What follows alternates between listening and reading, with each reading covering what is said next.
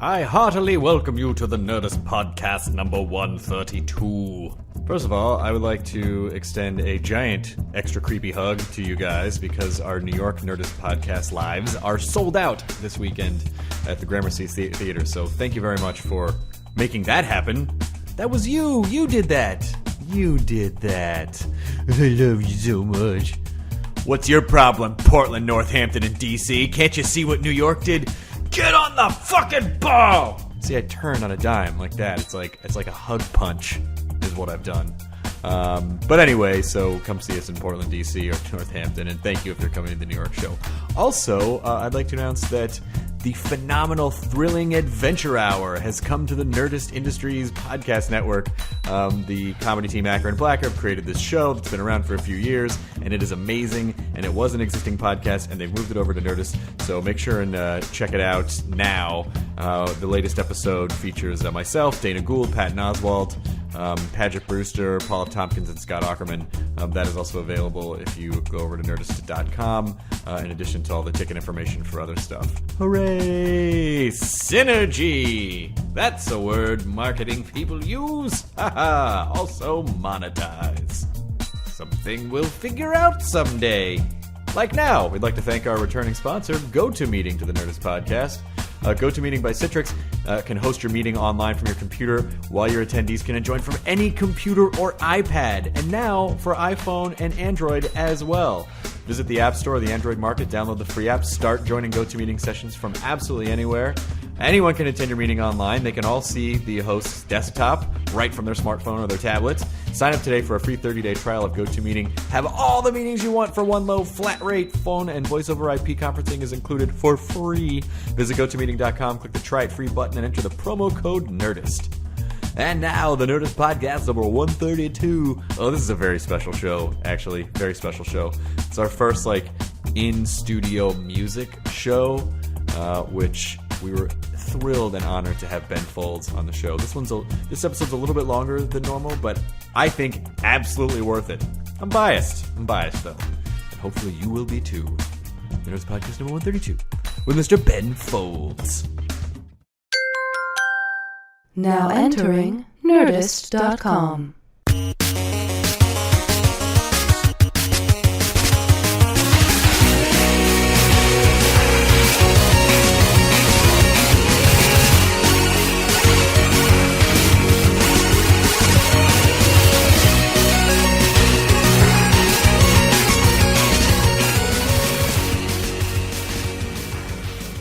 A 1, 2, a 1, 2, 3, go. Talkity talk, talking on the podcast, talkity talk.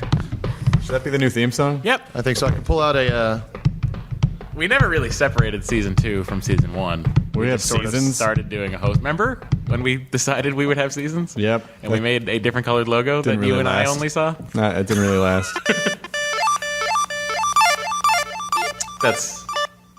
Yeah. Are you playing Bebot there? Yeah. What's the most important thing right now is that Ben Folds is sitting here. Oh, that's and we're right. We're playing with your robot. Oh, that. I'm going to back off the microphone because I'm pee-popping a little bit.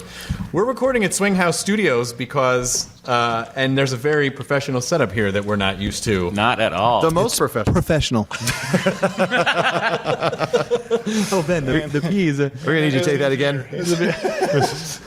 He's just mopping up a bit of blood. It's just a hair trickling down the earlobe. This is much nicer than the Seacrest compound we usually record. A little bit, yeah. We're at Swing House Studios in Hollywood, and Ben, we had sort of become friends via email a little bit. Like we became sort of that sounded like, is that what it seemed like, friends? I don't know what to call it. I'm agreeing. We became acquaintanced via the electronic mail. I think that's a good honest disclosure of what And happened. you said when I'm in town sometime we can do this podcast thing, get together, and here you are, and so I decided to come record at Swing House Studios because they have a piano. Yeah. And, An old-timey piano. An old-timey piano. I don't know how. It's a real one. Do you want a Old-timey sarsaparilla? So City Sarsaparilla? Yep, City Sarsaparilla. So what are you doing in Los Angeles right now? What brought you here? Yeah, we're working on a television show called Sing Off. And it's People Sing. And It's good, and I talk about it. Sean Stockman of Boys to Men talks about it. Sarah Bareilles talks about it, and then the show's over and we do another one. It's actually really good because it's all a cappella groups. Oh wow, that's cool. Yeah, it is really cool because I mean there's so many people can sing so well, and there's no music or there's no instruments. There's no tapes, nothing for them to hide behind. They just got to go up, and if it's not good, it's pretty obvious. But it's even when it's not good, it's very musical. Now, is there a dick judge? Like, because every competition show seems. I bet it's the boy to man. No, but they seem sweet. Like those guys always seem sweet. Yeah. No. I just hope it would be. And it's the guy with the cane that goes, "Girl, you're not very good. I got one thing to say to you." Yeah, we've dispensed with the Dick Judge model, and we're just trying to help them basically. Like the reason I took the gig is because this is TV. You're not trying to help people. What is happening? I know it's a little weird, but I don't know anything about TV, and I haven't watched much TV since I was a kid, so I'm just sitting there listening to them, and if something's not quite right, I try to sort of get their trust in that, I don't want them to think that I'm out to get them or anything. Like, these things went right, but then these things are seriously wrong, and you could work on them. Here's how. Your thirds were a little flat, you rushed in the bridge, the tritone substitution wasn't necessary, and you should have thought of it a little more like in terms of polychord fractions, and then they're like, okay, that's good. Yeah. Now, see, that is a kind of music nerd chatter that I can get behind rather than just, "You're not doing it for me, dog." Like that, I don't understand. But I have a dream, sir. Well, maybe you should work on your fucking tritones. What do I need that for when I have dreams? You should have studied math a little bit harder. Y'all don't know nothing. And then I leave. And then you I wish become that more famous. we did, and then that was it. We'd That was never it, yeah. heard Jonah again. Tonight on Dream Crusher. I want to do a thing. No. Nope. There was an acapella album full of your songs out there. Yeah. That's how I got into it. Because I realized I always wanted to be a songwriter who was covered. Like, I didn't intend to sing my songs. I wrote songs and wanted everyone else to sing them, and no one did except for Bette Midler. And so I hadn't got any covers. And then out of the blue, I find out that there are like 300, 400, 500 YouTube versions of acapella, my songs in acapella from different universities. I was like, wow, these are my people. So I went out and in a van with my engineer, and we recorded these groups in their, in their natural habitat, kind of like a field recording might be in Africa. It was come up with a few mics, and they'd sing in the lunchroom. Yep. Wow. Yeah. Wow. That's actually Jeff Mangum from Neutral Milk Hotel went around Africa, like recording different tribes like that. Acapella cool. animal groups? No, they're acapella. The antelopes. Yeah, no, but like he went around to different tribes. Oh, to different recording. tribes. Yeah. No, that's interesting. I think that, I like the idea of making the field recordings of something that I know. Yeah. I don't really. It's like being a photographer. You go to Africa and you're capturing something that's new to you, so that's an interesting angle.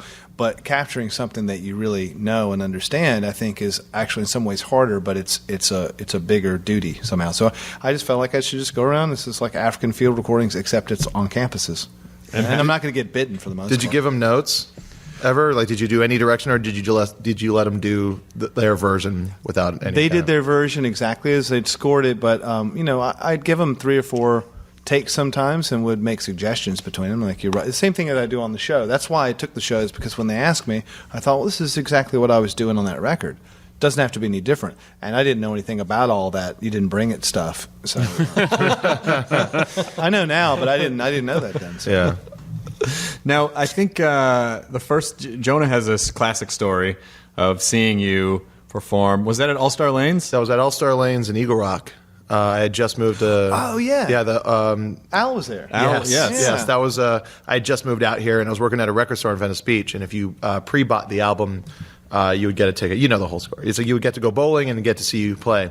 And they also gave the record store just a couple passes. Yeah. So I went to it, and I was underage, and I still just got wasted, bowled, and then got to see. I was like right on the right hand side Glad of the I stage. facilitated some illegal Oh, it was the best. It was the activity. best. Like, and then Ben Folds says drinking makes you look older, kids. and then you started playing a song for the Dumped, and you said, "Oh, we got a new singer for this one." Yeah. And then I just, you just see like a long hair guy. I was like, "Oh, it's probably just some old rock and roll dude he knows." Yeah. And then whips Yeah, his it's hair Weird back, Al. and it's Al. And I just like pissed and shit and puked. I couldn't handle it. I was 19 and I just moved out here, and it was like I was like, LA is amazing. Shit like this happened all the time. I'll tell you what's really great. It was at another bowling alley. Al and I went bowling, and I never bowled before, and he at least tells me he'd never bowled before, but he got good fast. He's physically so talented. And then he walked over to that. It just come out this kind of, I guess they've been big in Japan, those dancing machines. Oh, the Dance Revolution. Yeah. And he decided, wow, I'm going to put a quarter in that and do it. And he didn't realize the whole bowling alley was absolute insanity what he was doing. That's great. He was keeping up with it pretty well. He's got moves. When I was 16, I had my first beer before Ben Folds 5 man. opened up for the Dave Matthews Band at Foxborough Stadium in '98.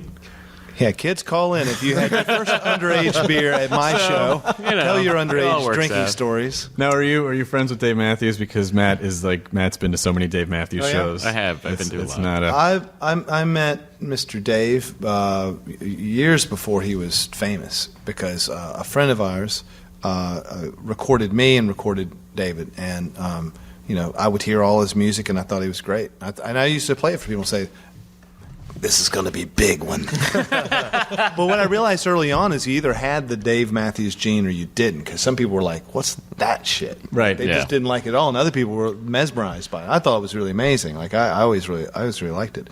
I sang We Are the World. Not that I don't drink that much, and I don't encourage my audience, especially under 18, to drink. well, clearly they're going to anyway. Yeah, they're going to anyway. They're going. But if you're above 18, feel free. yeah, take it away. I don't know. It depends on what state, but. And I was waiting for. We used to move our own piano. Like I would carry it in and put it up on stage with a ramp, and then put it back. And I'd opened up for this band, and Dave was there, and they invited us both up to come sing "We Are the World." And by the time I'd sat through the two acts we were opening for, I was 3 sheets to the proverbial wind, and all I remember is Dave going, "Come on, Ben, let's go up on the stage." Like, all right, cool. And I remember he decided to take the Bob Dylan version. He's like, "We are the world." And then I thought, well, he's already taken Dylan. I guess I'll have to do Springsteen. And I couldn't sing for like 2 days because I was screaming at the top of my lungs, "We are the world."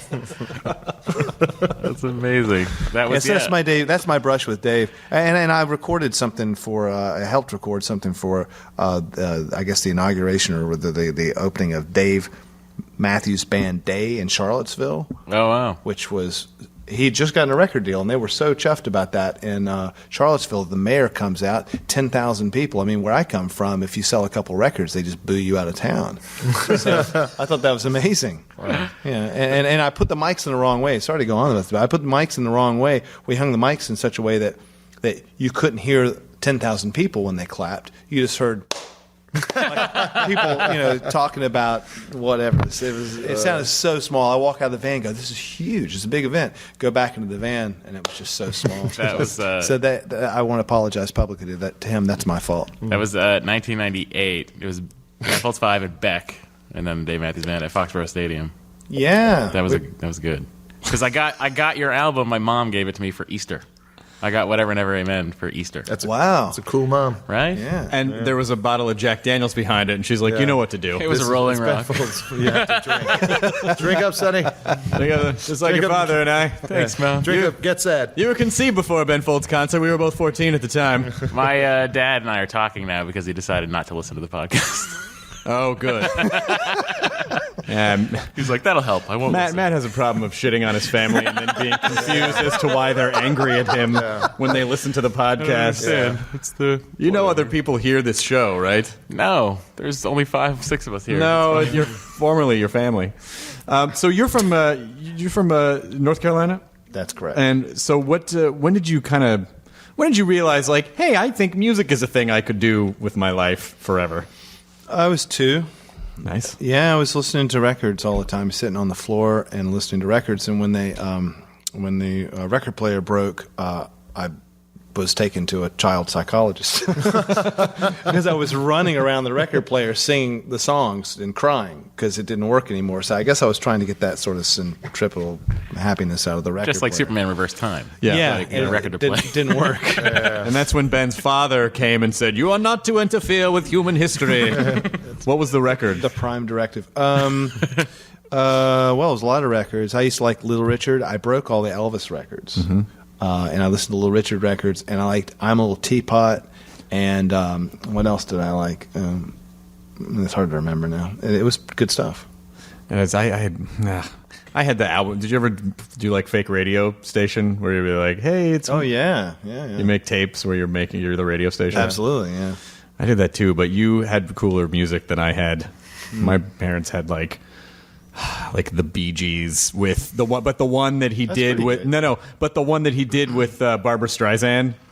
And it's like, Oh, yeah. oh yeah, that one.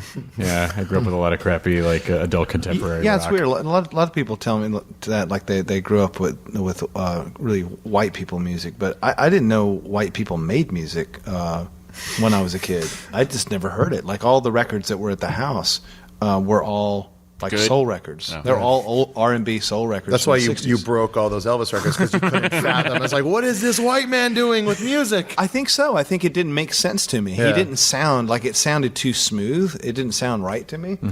But then I discovered Neil Sedaka when I was 9 years old, and I would say my inner white man came out, but I'm not so sure that inner is the right word here. I became, My mom was obsessed with him. with Neil. When Yeah. we went to Vegas a lot when I was a kid, and we saw him and Tony Orlando, and just like all these, and like Helen Reddy, just all like the whitest Yeah. Caucasian cracker acts you could possibly imagine. They ought to run a festival called that, like Cracker. Sponsored by Cracker Barrel. Yeah. I'm in. Yeah, but Neil Sedaka is, I mean, what I really loved about this is just his harmony, the sense of chords and how kind of perfect it all sounded, and the cool diminished and augmented chords and all these little sus things. It was just really made me happy because the music that I grew up on up to that point was more about the soul of it and the vocals, and yeah, they had cool harmony, but there was something like so crisp about the Neil Sedaka stuff. I loved it, and I found out that he had a record contract when he was 13 years old. Oh wow! So I wanted to have a record out by the time I was 13.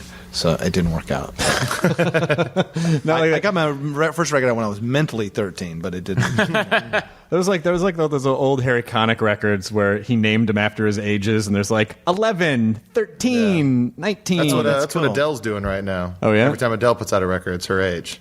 Yeah.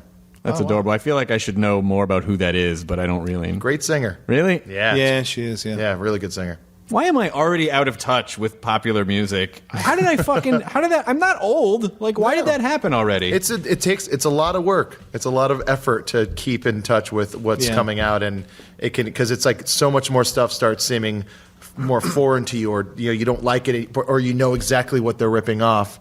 But that just makes Which it is that a much. mistake, yeah. Yeah, That's exactly. a mistake thing. I think it's just it's overwhelming because there's no real filter out there. Like everyone thinks that they're not keeping up because there's so much out there. Yeah. There's no way you could possibly keep up. So everyone feels the same way. I was just listening over the weekend. This past weekend, I performed in Syracuse, and I was drive to perform at this college, and it was the 20th anniversary of Nevermind coming out.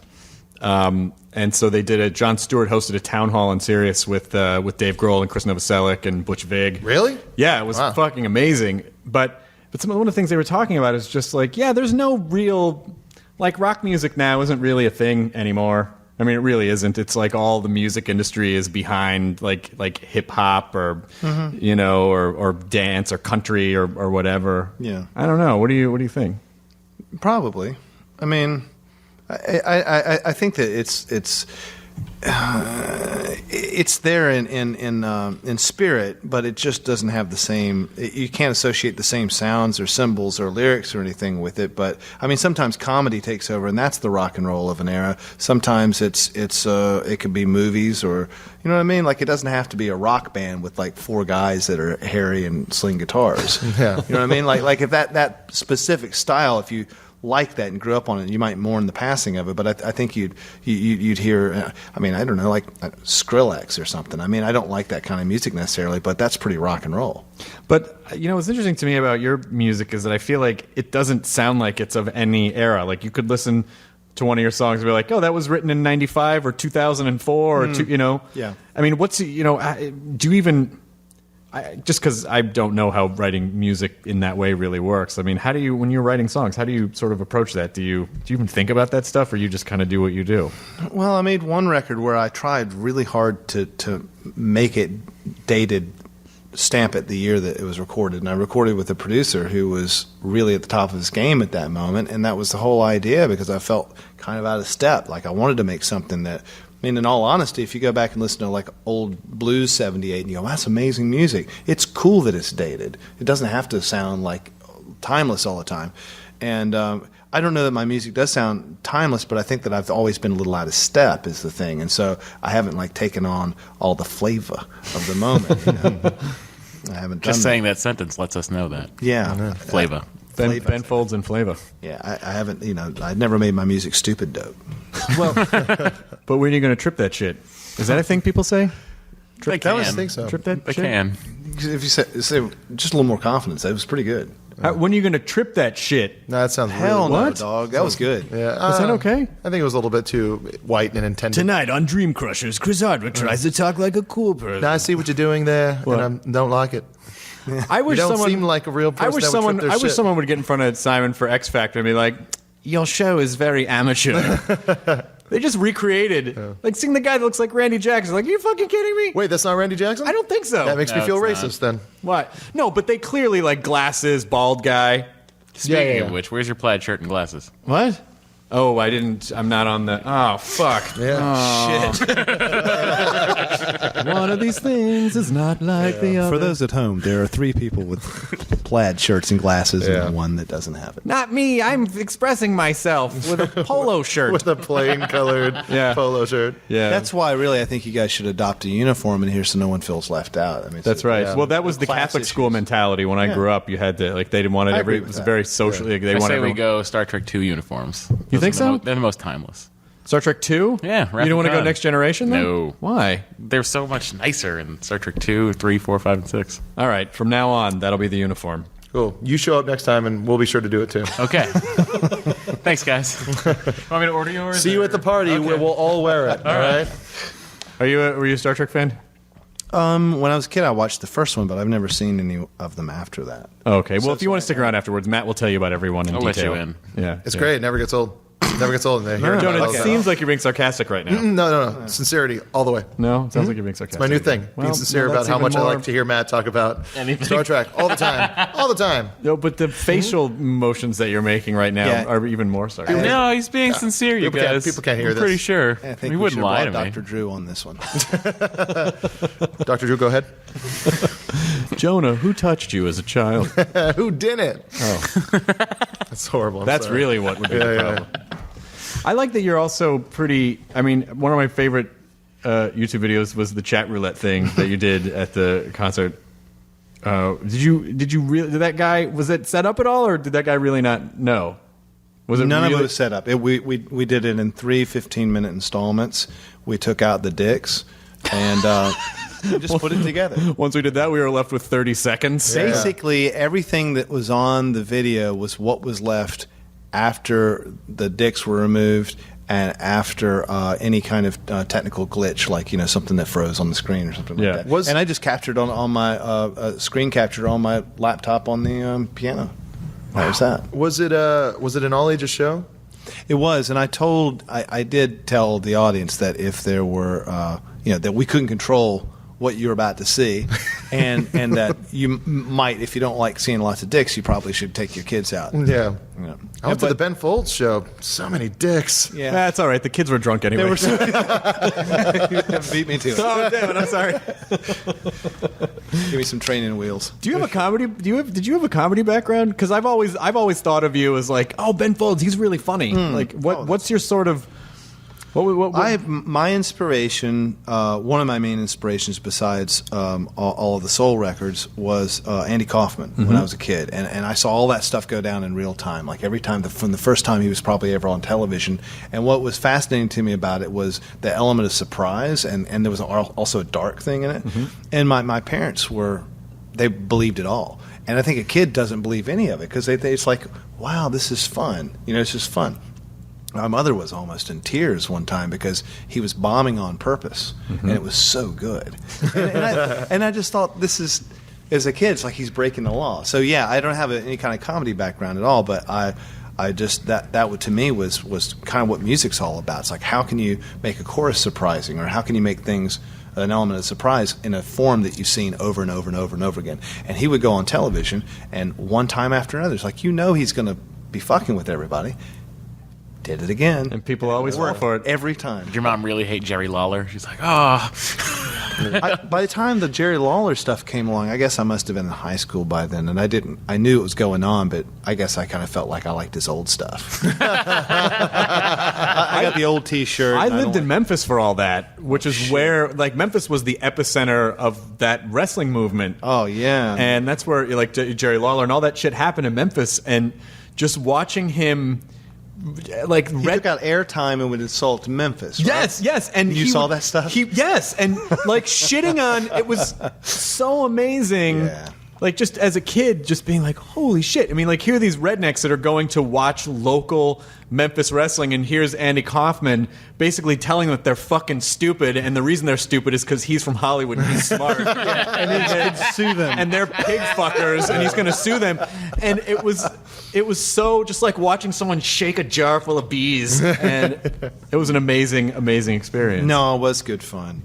So yeah, that's what I liked about comedy, were people like him, because it was just breaking the law. Yeah, and that's rock and roll. I mean, that's when there's rock music missing. I mean, I guess when he was, there was AC/DC and stuff, but I mean, I'm not sure that maybe that was an era that, the edge was in comedy at that moment. He's Richard Pryor and Andy Kaufman and all those guys, and that's pretty rock and roll. I don't think they needed guitars. So yeah. I have a real respect for comedy, and a lot of my, when I play L.A., I don't have like an actor audience, or I've just got a lot of people like Al Yankovic, who are comedians, and they come out and they come backstage.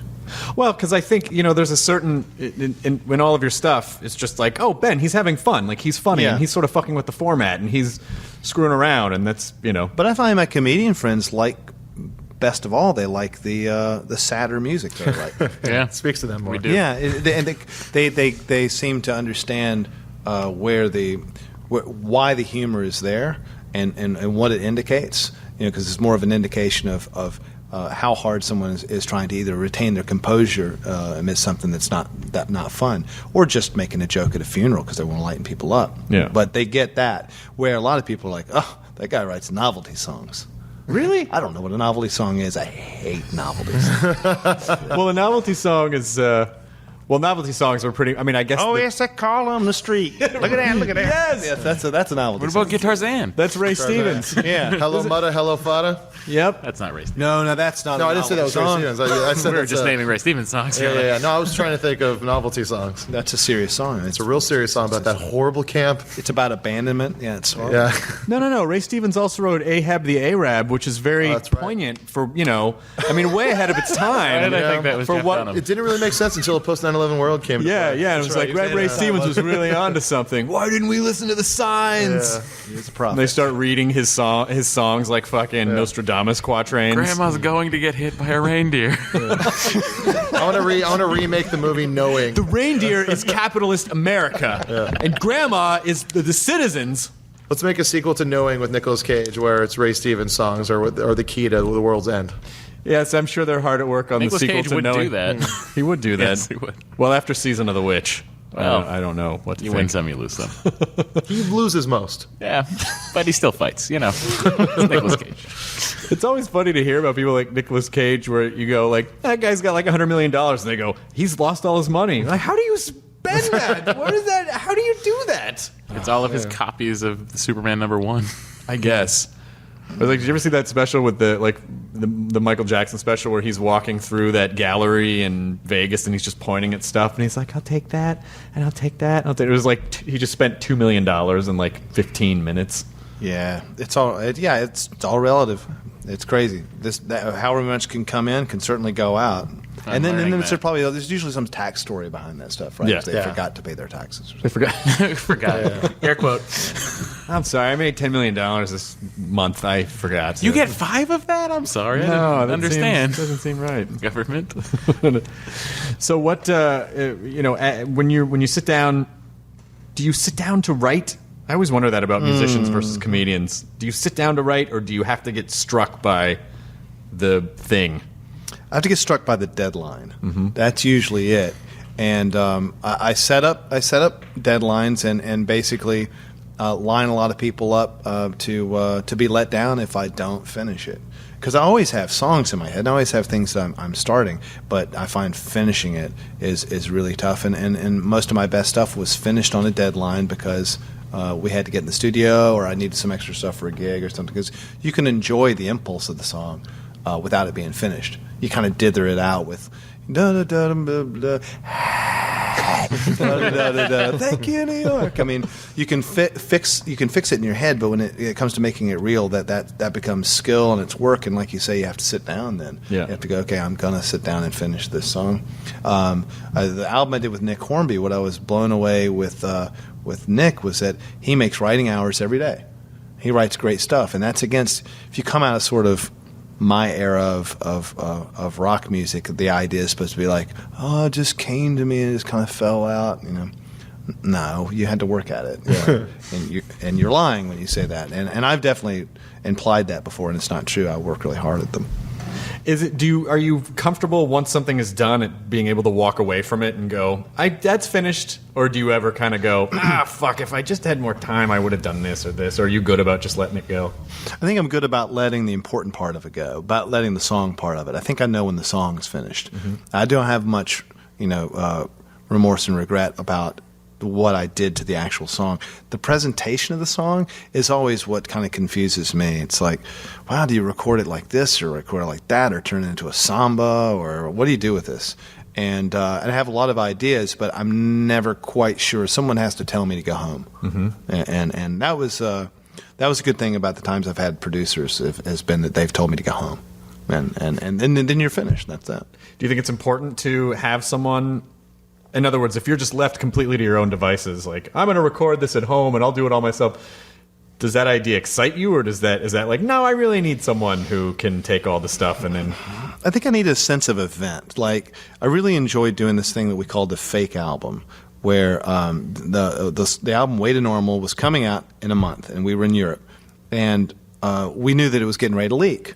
So I thought, well, how cool. This is an opportunity to go in the studio and record all these titles with completely new music and completely new lyrics, and we'll make the whole album in one day. So wrote all the worst lyrics that we could think of. They were terrible, and my drummer's really good at bad lyrics. Like he had this one song about, it's like a political song about changing the world, and my favorite line is, a piano's all I got, and I know that ain't a lot, but music has the power to change the future. I mean, he's a genius with that stuff, and I would just give him something to write. He'd just go with it. So the titles were the same, but what was really cool about it, well, the joke was on me at the end because being forced to a one-day deadline, I wrote everything so fast. We recorded it really quickly, and I think that's a really good recording. I really like it. And then a lot of people heard the record and were disappointed when they heard the real record because they liked the fake record, which is kind of hurts your feelings. But that's just it's just that not that's a sense, that's like an event where you get some event. So like I'm going in to record with Ben Folds 5 in December. That's an event. So we said we'd do it. I've told people we're going to do it, so now the pressure's on and I have to do it. And that's the way we always made records before, so it will be an event. And then I'll know when to turn it in because the studio time will be over and we'll have to turn it in. There'll be a release date and all those things will happen. Have you written those songs yet? No.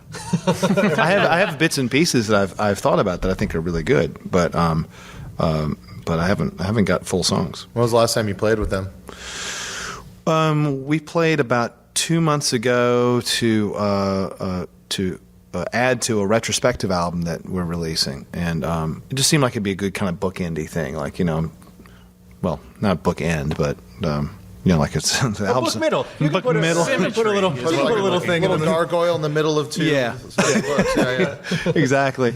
So we got together to record some stuff for that record, and I had all these ideas, and we just started running with the ideas, but they sounded more kind of like the future of what we would do. They didn't sound like something that would go on a retrospective record. So there was a conscious effort to kind of back up and kind of make 3 songs to add to the record that sort of said something about the past, that were a little more reflective and not kind of forward thinking. And then I've still got all these like kind of the future songs are still in my head, but I've been spending so much time talking and kissing ass lately, I hadn't had time to write. Well, is it? I know, because you sort of relocated out to LA temporarily. Yeah, no, I've got the hang of it too. You I'm get getting caught good up at in this shit. Yeah. You want to meet for drinks at that place? Yeah, sure, why not? Yeah, power drink. Oh, you have to write? Nah, it's all right. I don't give a shit. Don't need to write. Do you feel so with Ben Folds? Because this always fascinates me about bands and groups, and so you've worked as solo, and you've worked with different producers and people in different bands. Do you feel like, okay, now I'm in Ben Folds 5 mode, which is actually slightly different than solo Ben Folds mode? Like, do you see them as modes, or do you just still feel like, well, I'm just sort of making this stuff, or do you feel it? I think it's really fun to plug yourself into a variety of situations.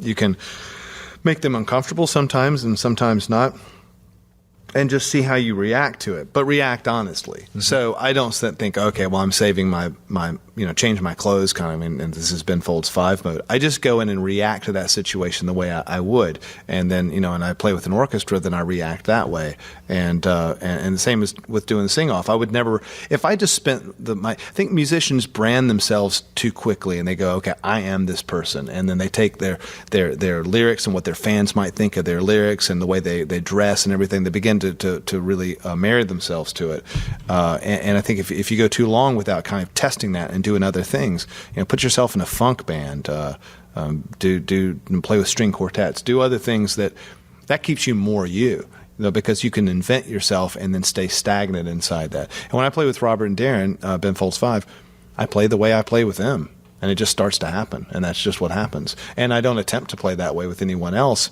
but there's a similarity, I remember about 7 years ago, I was watching something, and I heard this really pretty song on the TV in the background, and I ran over to look, and it was you and Ben Queller and Ben Lee. Yeah, that's fun. The Bends. You guys did you do a full album, or was it the Just Pretend song? It was an EP, and it was the same kind of thing. It was just plugging myself in a totally different, because I felt really free after leaving the band, because I could go do all this other crazy stuff. Was it like breaking up with a girl a little bit?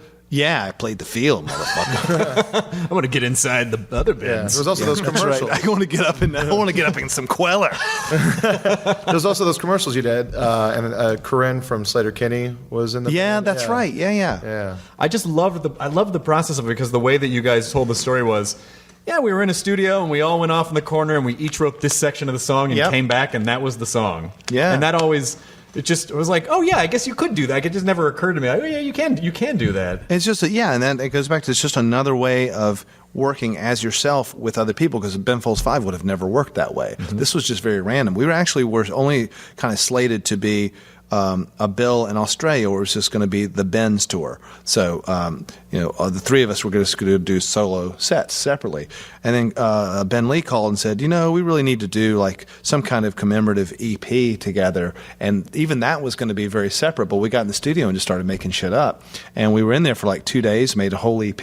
And when we sold it in Australia, we like charted like top 5 or something, just selling it out of the van. Oh my god! It shows it did really, really well. Who's the Australian guy tracking that? I'm gonna stand next to this van and see. That's one. Well, let me rephrase that. It didn't show up on the charts. It's just that we knew that we had sold 20,000 records or something like that. Shit. And the top hit in Australia hadn't sold that much. So we just took the liberty of saying that we're in the top 5. So number one. we're number 1. Yeah. We may as well just go all the way here. We were number one. You won't see that if you look back at SoundScan. Technically, we own Australia. Yeah. We kind of own that. But we knocked Dire Straits off their fucking high horse. About time. Dire Straits. Dire Straits. I think Dire Brothers in Straits, Man at Arms Work. is like one of the highest grossing of all time in Australia. Probably. Maybe yeah. even still. Even more than ABBA. Maybe even more than ABBA ABBA's or huge. Pink Floyd. It's the indigenous aboriginals that account for most of the sales. You think that's what it is? No. Oh, okay. I don't think that at all. Hey, come on. Maybe you need to listen to a little band called Midnight Oil. Maybe you wouldn't take such fucking... Midnight Oil. Yeah, Midnight Oil. How can we sleep while our beds are burning, Matt? We take our fucking land and give it back. Give it back. Give it back. Here you go. Yeah, thanks. Dying. Dying. Dying, yeah. Is that kind of asshole where you mention Australia and I just casually go into the accent? Oh, you like Australia, Ben? That's I fine. love bad Australian accents. They're that's- great. Oh, The worse, yeah, the me better. too. That's actually getting good. You're getting I don't good know at what that. that was. You're getting good at it. Yeah, I'm pretty good at it too. Hey, I'm from Australia. Yeah. See, pretty spot Wow, on. Brisbane, Spot on. right? Yeah, but it's an Australian guy doing a really good American accent. Oh, that's a good. Yeah, you flipped it there. I see what you did. So, do you still talk to the Queller and the Lee of the Bens? I mean, are there any plans? A couple emails here and there. We just all stay really busy. I think that was something when we got done with that, and we just kept moving. We were afraid to relive the magic. Yeah. And you could have, I guess you could have filmed the behind the music in real time. It was about an hour we were together. We're gonna live stream the behind the music. The whole thing, the breakdown. Trouble struck, guys. I don't have any more change for the meter. I gotta go. Yeah, that's right. I want to hear about the William Shatner album. Yeah, that's. I think that's a really great album. I'm so proud of that one, and it didn't sell all that well, but I thought it was a good record. We made that one in about 2 weeks. Really? Yeah, wrote and recorded everything, and he was impressive. Yeah, that pulp cover is incredible. Yeah, I really wanted him to do that. I pushed that one on him. Did he understand like what the band was? No, he didn't know where it came from. There were a few covers I was trying to push on him, and I would have him read them. I mean, I spent the first couple days extensively interviewing him, and we put a literally. I'm gonna stop using that fucking word. We hung a light bulb. Figuratively, there was a light bulb. Yeah, that's right. A real light bulb. Yeah. Bare bulb hanging in the middle of my old studio, and like a little card table, and I sat in front of him with an old mic, and I interviewed him. What the fuck, Jonah? I was was that? scratching my head. I'm sorry. I didn't, You okay? Yeah. Did you hit? I hit the mic. I'm sorry. Oh. I didn't mean to. I thought like picked off a mole or something. No, I just gonna start bleeding profusely. No, I just Sounds like want you to- fired a gun. It's gonna be like one of those Yeah. Monty Python movies, where blood shooting all no, over the it's fine. studio. It's fine. You're turning very pale. There's a Yeah. pool of. I'm just hungry. Are you okay? I'm cold. Cold, Chris. juice I'm and a so cookie? cold. Chris, I'm so cold. Mommy. Sorry about that. So Shatner, did you get the sense that Shatner understands the Shatner Oh phenomenon? yeah. He's in control. He knows what's up. Yeah, he's just being himself, and he gets that. He just he gave me a lot of material just in the interviewing, and then I had him read some things. Like I had him read "Cake," a song by Cake. I like what was that called? Comfort Eagle. Uh-huh. Yeah. Really cool song, and I thought, how cool would that be for Shatner to recite this? It could be really neat. And then I had him recite the transcription of the Hindenburg disaster. I've got that, and I should make a CD of it and sell it on eBay. You haven't put that anywhere yet? The great one was Shatner interviewing. I would have him interview people on the mic while we were doing sound check, interviewing Henry Rollins. Oh, wow. And I don't know that he ever had done an interview series before, but it didn't surprise me when he then did Raw Nerve. Yeah, when he did that. That was Shatner's thing, right? Yeah.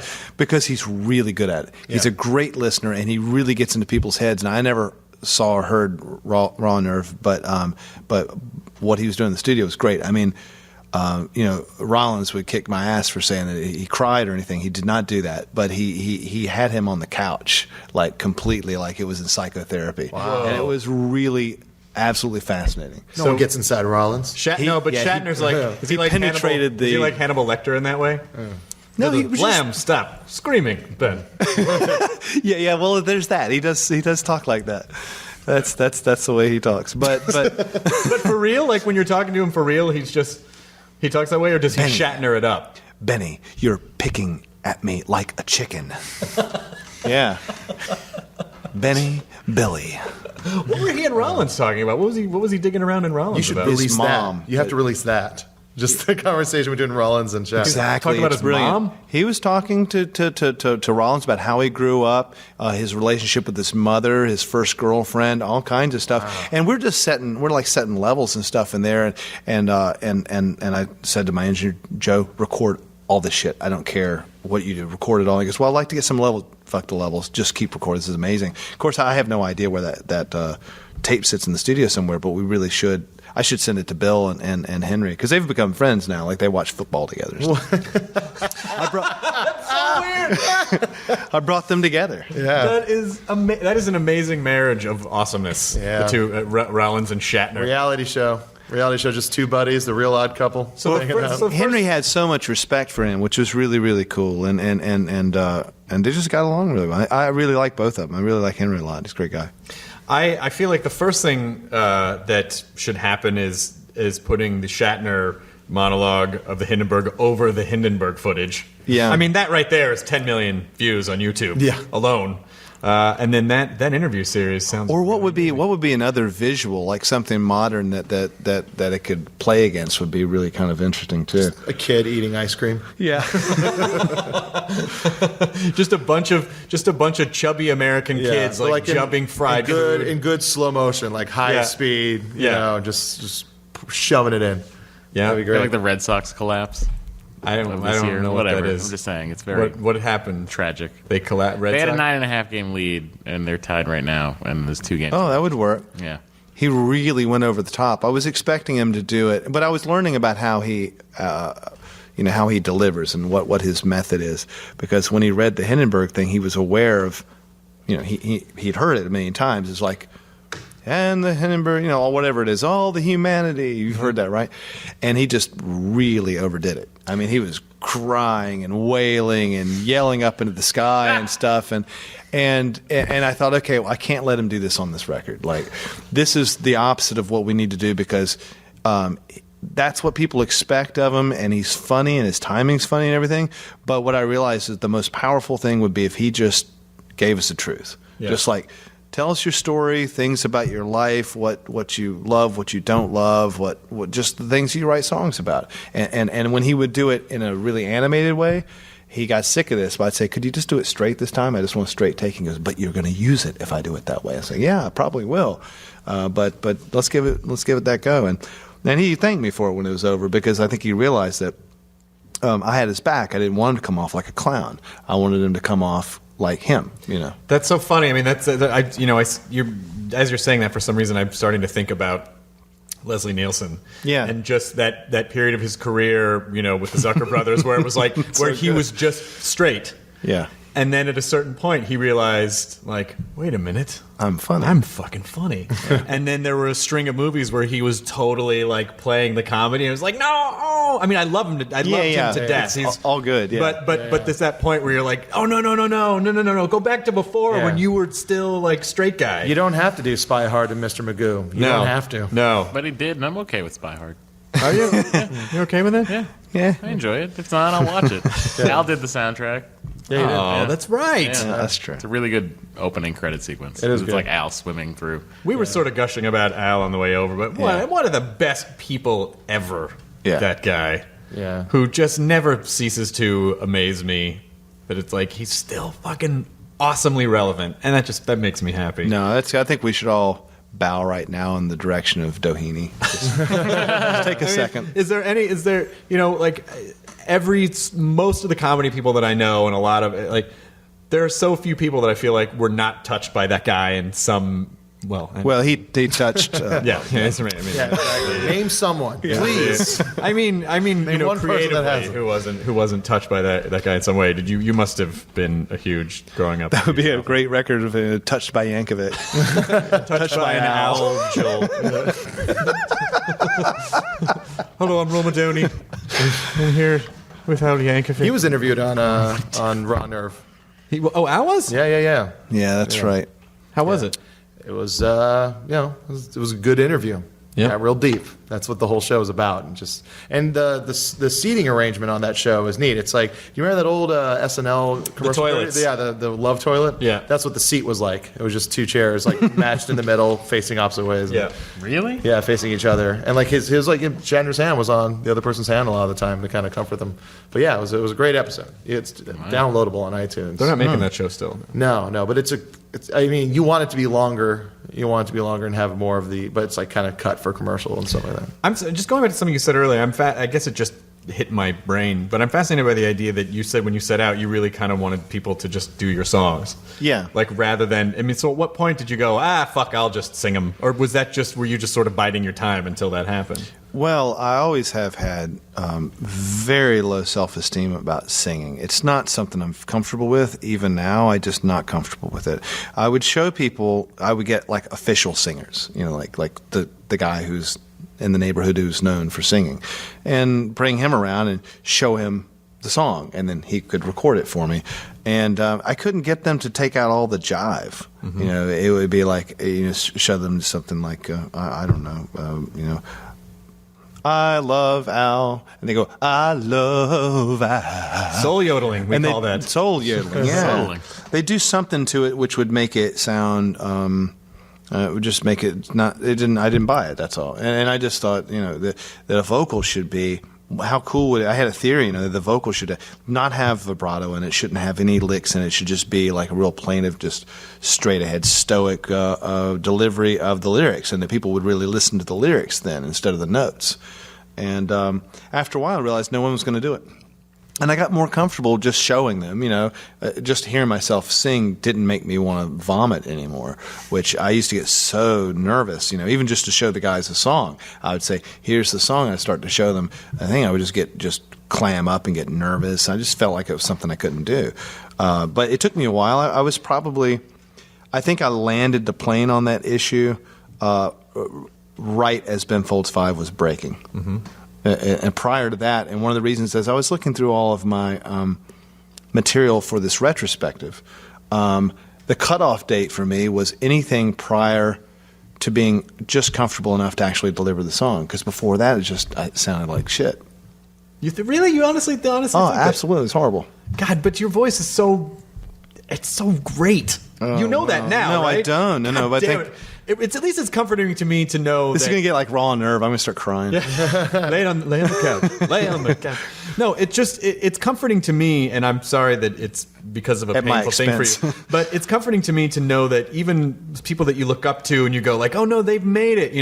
That they still like have the same insecurities and the same kind of stuff that you had when you started out. Well, and it kind of ties into some of the other stuff we were talking about. You plug yourself into other situations and you cause deadlines, and you try to move along quickly because no one is qualified. No artist is qualified to tell you what works about what they do. Mm-hmm. The thing that actually reaches people, that touches people, like Al, is the thing that they can't see. It's the thing that's directly in the middle, so no matter how many times you turn around, it's right there in the center and you can't see it.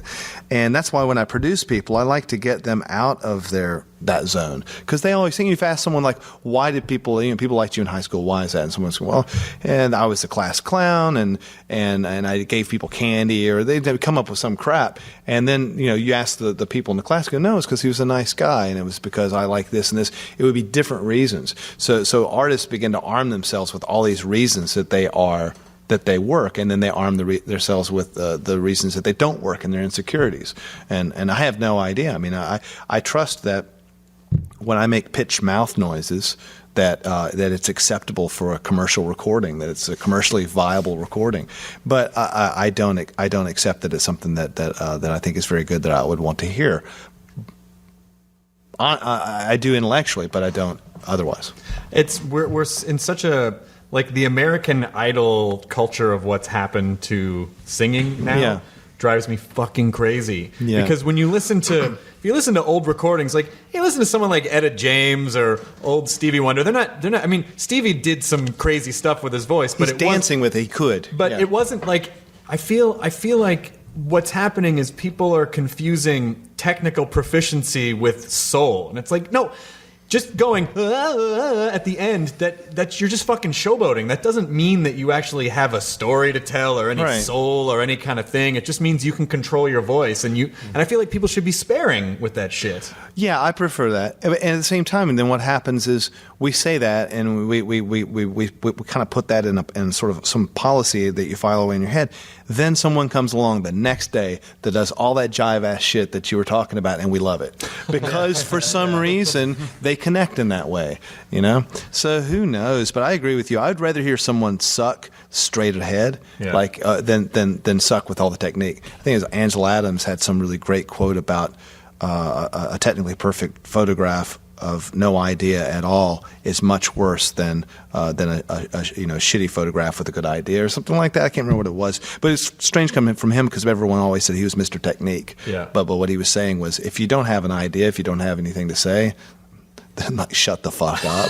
Which I think is the way he worded it. Actually, come to think of it, that was the quote. He said, "If you ain't gonna bring it, dog, then shut the fuck up." Shut the fuck up. Yeah. Take that shit downtown. Downtown, yeah. Motherfucker. Yeah. Ansel Adams. You're getting good at that. Yeah, that's what Ansel said. Yeah. That's what, It's one of those inspirational, demotivational posters. It's just like Bert and then him with that writing underneath. it was a bunch of trees that just formed motherfucker. Like a perfect. He managed to shoot this perfect black and white landscape. Very talented. Mostly black. Mostly.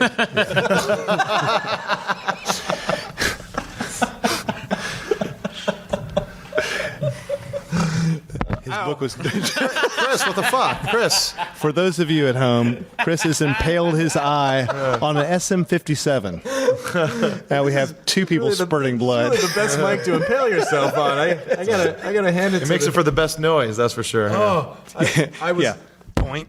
Damn it. I was laughing so hard that I leaned forward, and I'm not used to these like shotgun style mics, and it just. Yeah, neither am I. A lav would have gone right up your nose. Yeah, I could have been horribly killed. I would have had to pull choked that out of on my it. brain. A little French boy on an airplane with a fist about the size of the capsule of this SM-57 microphone punched me in the eye in an airplane one time, and it was so painful because his fist was just the size. His mother, it was one of those 3-seater things, and he and his French mother and me, it looked like we were a family. And I was like 28 years old. I was horrified at the idea of anyone thinking that I might like have a family. I was like, that's not very rock and roll. No. And she said, "Could you look after my?" Well, you can do the Australian accent, so you can do this, right? Pardon me, would you look after my, how do you say, shitty child?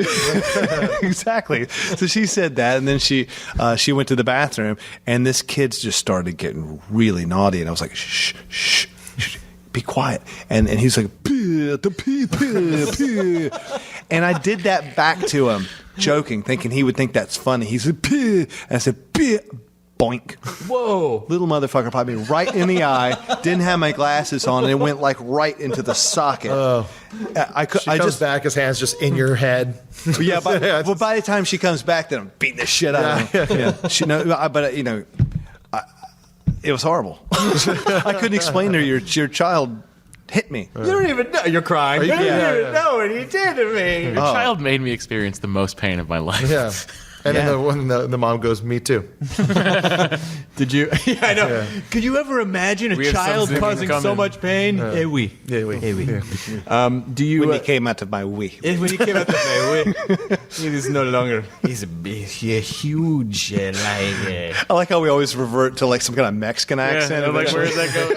Yeah, what the? I always go to Italian for some reason. He was like prosciutto. My vagina's like prosciutto. Like I don't know why I always Salty. go to Italian. Salty, yeah, but slim. Yeah. Did you write a song about it? I feel like a little French boy punching you in the eye. There's a song in there somewhere. There's a song in there somewhere. There is. And if it turns up on the next Ben Folds 5 album, that would be fine with me. Points. Punch me in the eye. He punched me in the eye. Punch. You got to be repetitive these days. It's like that has to go. If that's going to be a hit, it really you have to drive it home. He punched me in the eye. He punched me in the eye. Where did he punch you? In the eye. What was in it the again? eye. You got to repeat it a bunch so it could be mashed up with a hip hop song, and then it'll become a hit. Then it goes. Then one In day, the eye. then those Kia hamsters are driving to it. That sounds like maybe a song by Maroon 5. Have you ever worked with an artist where you're producing and they're kind of shitty? And No. You haven't. Not yet. I haven't. But anyway. That's good. Yeah. You know, I'm lucky because I don't have to do that for a living. I can only do one every once in a while of something I really love. But I'm sure I've worked with shitty people. Let me run that back. Keep No, that totally answered my question. yeah. Because I'm fascinated by. I have this idea that nice people.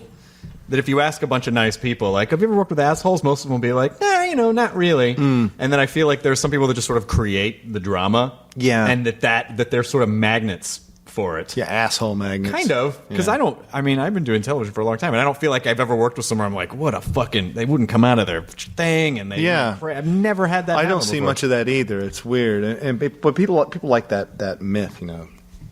The guy that's a raging asshole all over the set. Then you have to get him out of the trailer and he's face down in a pile of coke, naked, and all this stuff. I've never seen that before. Like people are really if not. there was a mirror around. It's hard to see when you're just white all in your eyes. Snowblind. That's my new album. I don't know why I brought that image up. It's not something I ever even thought of before. But I think people do like they like the idea that performers and people are assholes. But I guess there's also people who attract those people in their lives, so they attract those to work with, I guess. But I don't like to attract people that can't. Some producers like working with artists who aren't that great because they feel they're malleable and it allows them to put their stamp on it. So they can kind of save the day and come in to save the day. But I'm more interested in documenting what they do and being part of it. Yeah. Do you find that just kind of the way that you approach, I just feel like you've carved out your own thing, and I think that's kind of what I've always been. So I'm always like, that Ben Folds, I really like that. I really like that guy. How important do you feel like radio airplay now, like the classic form of the business? Do you feel like any of that's important anymore, or do you just feel like, I'm going to do what I'm going to do? Well, I have to have the attitude that I'm going to do what I'm going to do, but if lightning strikes in radio or on the internet or in like churches or wherever, then they should just take it away. And I'm very lucky to have it. I probably radio's not really where I'm going to ever live again. I don't think, but I wouldn't write it off. It's not necessary for me because. Know how it works yet. I went to Pandora, and the guy who started that showed me the behind the scenes way that the musicologists there rate all the songs so that they have to find some algorithm or whatever to make them work together, and it's fascinating. Those guys are on it. Well, man. they'll tell you if you go onto Pandora's website and you select a channel and then it brings up a song. It'll tell you if you like if you click on a link. We selected this song because you like music that has harmonies and mid-range bass tones and this and this. And there's pages and pages of that analysis behind it that it's fascinating, like down to like spectral analysis and the key center and the key movements and the tone of the words and the pronunciation and all this shit. It's crazy. Yeah, it's weird though because sometimes they'll be on the mark and other times you'll be like, well, these bands maybe to a naked ear sound exactly alike, but they're completely different bands. Like even just, but that's when you bring in that's like, well, this band politically would never be anywhere near this other band, even though they're both playing. I'm fascinated. But then you punk could or give it the something thumbs down, and it won't. Exactly. I like the Genius playlist algorithm on iTunes. Have you ever had it create a Genius playlist for you? Yes. Oh. My phone has a knock thing, as a knocker sound on it. Sorry. That's all right. I was just talking about the Genius playlist thing on iTunes, where you just select a song and then or whatever, and then you just click the Genius playlist button, and it downloads everything up to the cloud, or rather puts it up to the cloud, and then it gives you an algorithm, and then it just puts a 25-song playlist in front of you. I like what Rdio does. I know I bring it up all the time, but they do a thing where it's artists. They separate it with artists. You're listening to a band, and these are the artists that inspired this band. These are these are the contemporaries of this band, and these are the bands that were inspired by this band. That's I think that's a better way to go about it. And whose is that? What's that? That's Rdio, RDIO.com. It's like Spotify, or it's like a pay site, like a what's that other one? It's just like subscription kind of vibe. Subscription stuff. And Big controversy with Spotify. What is it? They formed a partnership with Facebook.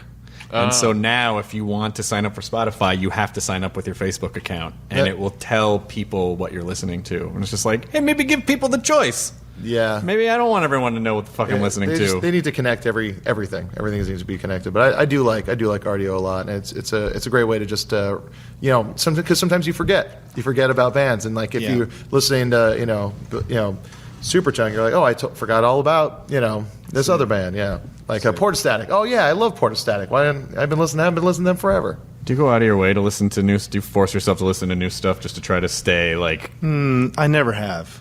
But I find that it finds you, like if something's really interesting to you, it'll tweak your ear somewhere. And unless you're living in a cave, which I have before, but you'll hear it. But I don't really. Every once in a while, I'll go on one of those trips where I just go around the internet and do that. If you like this, you'll like this kind of thing for a night, and that usually sets me for about a year. Yeah. And then you just pay attention to what's going on. But I'm not that interested in staying like right up to the minute. I never have been. Who are you listening to currently? Like who do you Nat King Cole. Yeah. A lot of Rubinstein playing Chopin. Shostakovich. Can you play Chopin? No. I just like to listen to it. Yeah. I can't play it. I mean, I guess I could play it if that's what I set my mind to. But I stopped kind of playing like by reading music in all the ways that you would do it. I just ceased doing that when I was about 9. Oh, wow. Yeah. So because I just had songs in my head I wanted to get out. And that wasn't leading there, Listening to it does lead to ideas, it spurs you on. But actually playing it and getting inside it, then you understand how it works, and that's good. But I'm not sure that was the way for me to be a creative, so I didn't do it. But I never learned other people's music either. Like people say, "Oh, you must know like Billy Joel songs." No, I don't. I mean, I heard them and I like them, but I never sat down and learned to play them. Except for Tiny Dancer.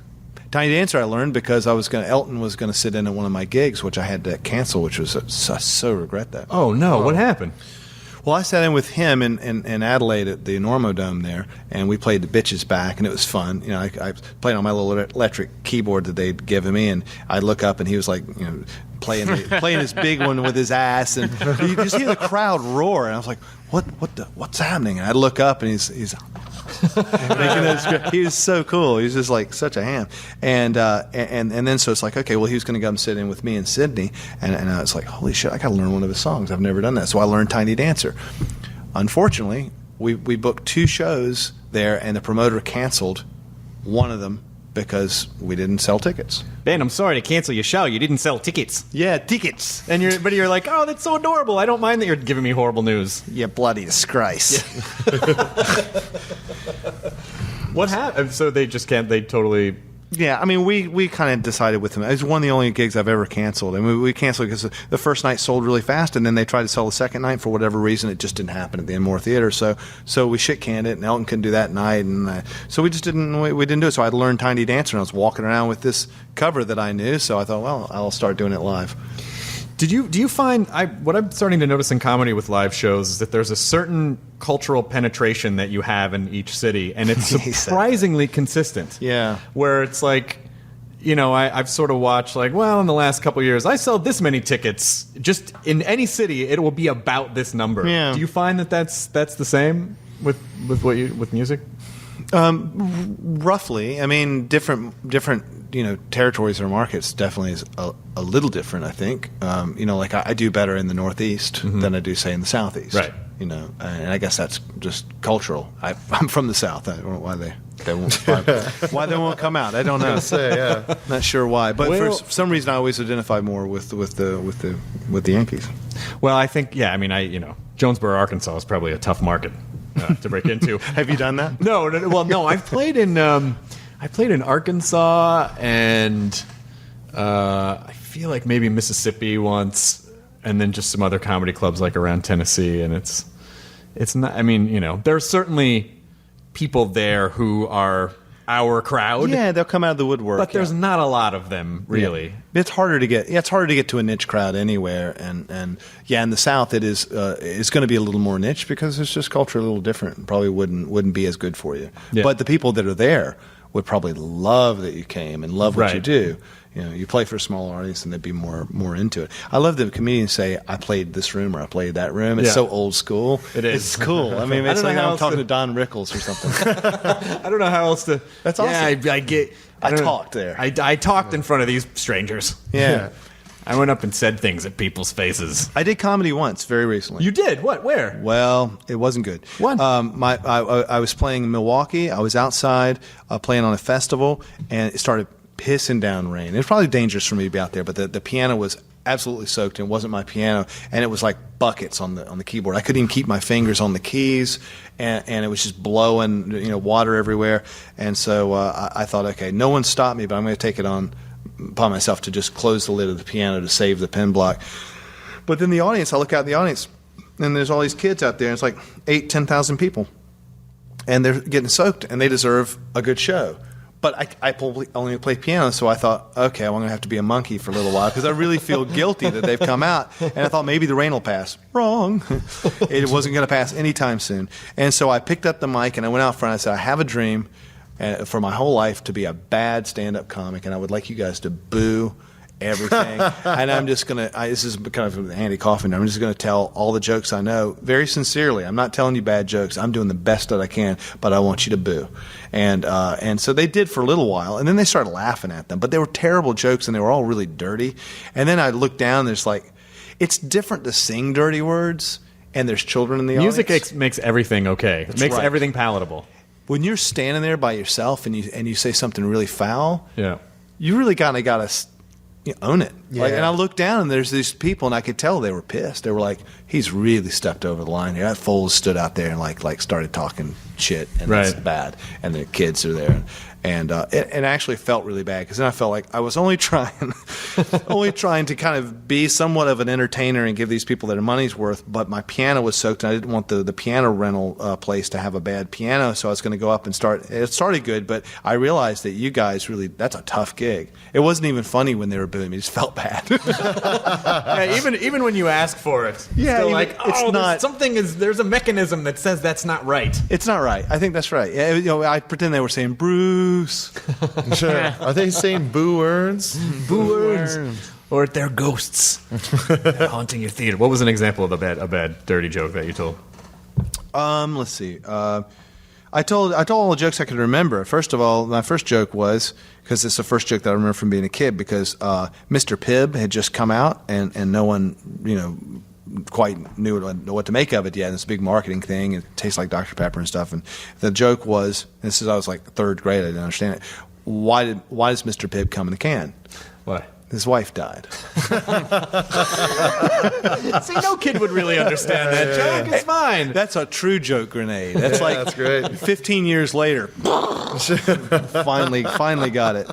And then I told my little Superman joke, because Superman flying around the world. My timing's fucking horrible. Sorry, but Superman flying around the Earth, speed of sound or light or whatever he does, and he looks down in a field, much like the one that I could relate to them, like much like the one today, like a field you're standing in. I know what he's talking about. Yeah, this is about me. And Wonder Woman is naked, writhing in ecstasy in this field. So Superman sees his chance, flies down at the speed of sound. Oh, I could do the comedian thing. Bam, bam, bam, bam, bam. Nails her, flies back off into the sorry, Mr. Engineer. Flies back off into the sky. Wonder Woman says, "The fuck was that?" The Invisible Man said, "I don't know, my ass sure hurts." So I was just telling all the jokes I knew See, from being kids kid. love comic book characters. Yeah. I mean, that just feels like And that anal would play. sex. They love it. Yes, they love But it. those kids were drunk to begin with, and that's really when you can make And it anal wasn't sex really happen. rape because he didn't know what He happened. didn't know, and the Invisible Man was his fault for being invisible. No court would have convicted Superman of anal rape. It's his Your fault. Honor, Exhibit A. I can't see anything. Case closed. That's right. Exactly. There's not a court on Krypton who would convict him. There's not anything on Krypton. You know me not to be rash or impulsive, but if we don't evacuate this planet, do you? I know we just. Or they spell cock with a K. Anyway.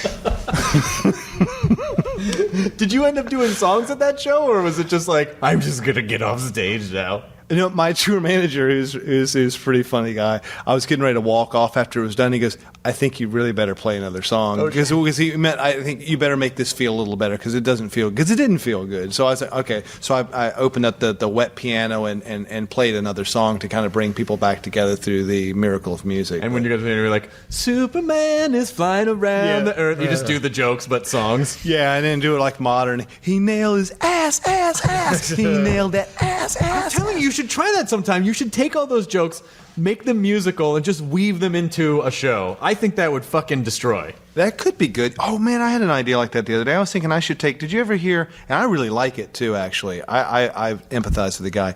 The Ryan Adams tape where he's going off on...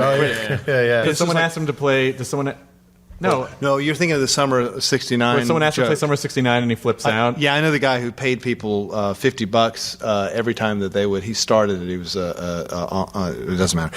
Anyway, so no, it wasn't like that. It was he got upset because he got a really shitty review, and it probably was really personal and mean and just a very bullying review, and you could tell what it was. And Ryan called the guy's house and he left a really long message, and you guys have heard it.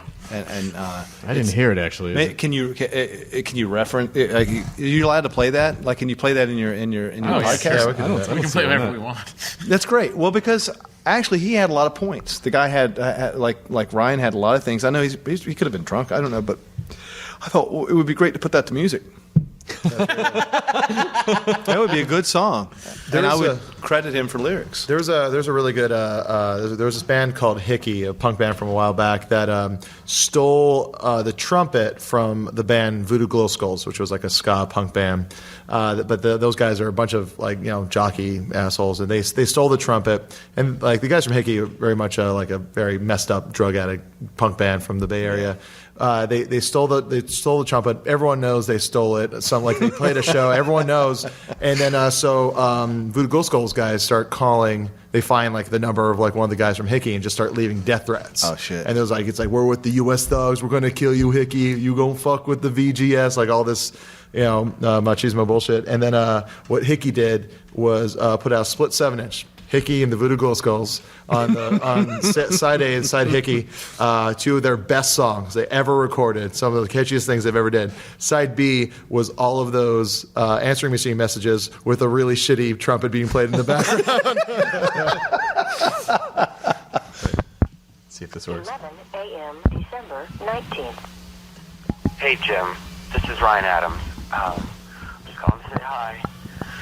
Well, somebody sent me your fucking stupid bullshit review of my show. I'm finally home, getting over the flu. And what is your problem? You have to come after me. You have to make some kind of weird point to fuck with my whether I'm legitimate or whatever. And you mentioned in the end that the fans eat it up, but you're different. You're the voice of reason. Is there a Mardi Gras in the background? Because I make music that's the Replacements or Courtney Love or some bullshit. It can't just be fun. You do this to me every time I come to town. And your fucking ending note to self, note to Ryan Adams, wish you were anywhere but here. It's fuck you, man. Fuck you, you asshole. Oh, I feel bad for him. But he's got a point.